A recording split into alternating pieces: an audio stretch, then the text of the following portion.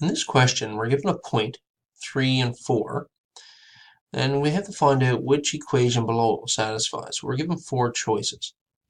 Now, before we start plugging in values of x and y into these equations, let's just have a quick look at all 4 of them. The two that should stand out immediately should be C and D. Because if we look at these, we've got 3x plus 4y and 4x plus 3y. Now, we've got positive values for both x and y. So there's no way that I can have two positive numbers added together and get something less than what I started with.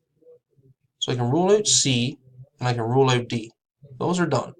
So I need to only test A and B.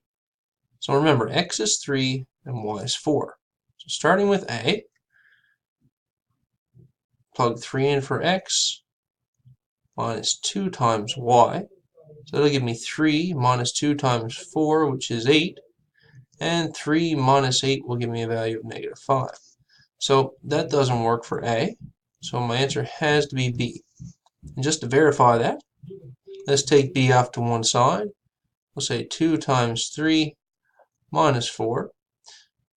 2 times 3 will be 6. 6 minus 4 will give me an answer of 2. So we've verified our solution.